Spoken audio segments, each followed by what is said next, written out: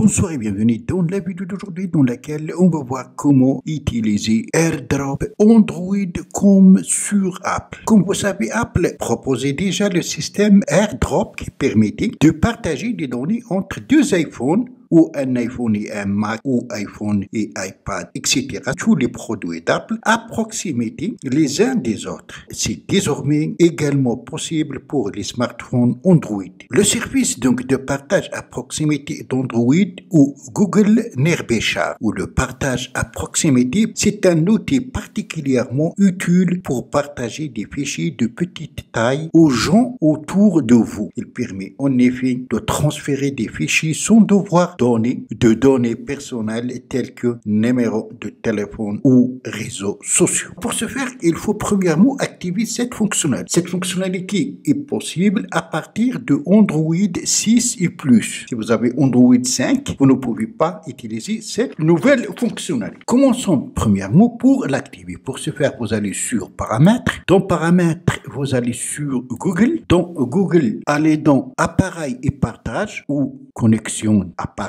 Après, appuyez sur partage à proximité. Maintenant, par défaut, il est désactivé. Appuyez ici pour l'activer. Donc maintenant, on a activé cette fonctionnalité. Reste à activer le Bluetooth. Donc, allez tout simplement dans la barre des raccourcis, activer Bluetooth et ensuite position ou localisation géographique. Il faut que le téléphone avec lequel vous souhaitez partager des fichiers, des liens, c'est très pratique, vous allez voir. Lui aussi doit activer cette fonctionnalité. Donc, moi, je l'ai déjà activé sur cet appareil et on va essayer d'utiliser cette fonctionnalité entre ces deux téléphones qui fonctionnent sur Android. Pour faire l'exemple, je vais aller par exemple sur Chrome. Ça, c'est Canal Malek, comme vous savez. Si je souhaite partager ce lien directement avec ce téléphone, je clique sur les 3 points ici. Ensuite, partager. J'ai ici plusieurs options. Donc, j'appuie sur plus. Dans plus, je vais aller sur partage à proximité. Une fois que vous allez activer cette fonctionnalité dans les paramètres, cette option va apparaître dans le cas où vous souhaitez partager un fichier. Donc, j'appuie sur partage à proximité. Pour rendre le partage possible, activez le Wi-Fi sur les deux écrans suivants. Il faut activer le Wi-Fi, le Bluetooth, s'il n'y a pas de Wi-Fi, et la position. Continuer, j'active le Wi-Fi, termine.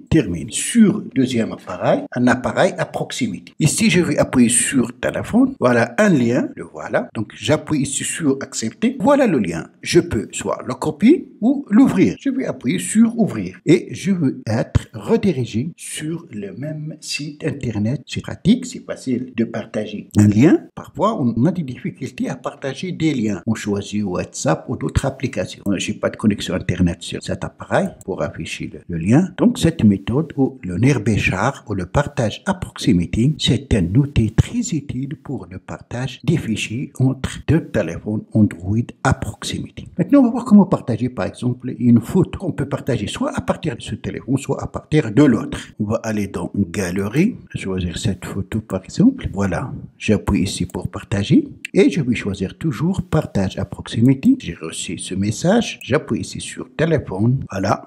Accepter. OK. Voilà. Afficher le téléchargement. La photo qu'on a partagée a été reçue. Sur le téléphone destinataire, on peut maintenant l'enregistrer dans la galerie ou dans d'autres destinations de notre choix. Voilà, donc c'est très simple de partager des liens, des photos ou d'autres fichiers entre deux Android à proximité en utilisant une nouvelle fonctionnalité de Google qui est Nearby ou partage à proximité. Fin de cette vidéo, merci de l'avoir suivi. Si vous êtes pour la première fois sur ma chaîne, n'oubliez pas de vous abonner et aussi activer la cloche pour recevoir les notifications des futures vidéos. D'ici la prochaine vidéo, je vous souhaite de bons moments.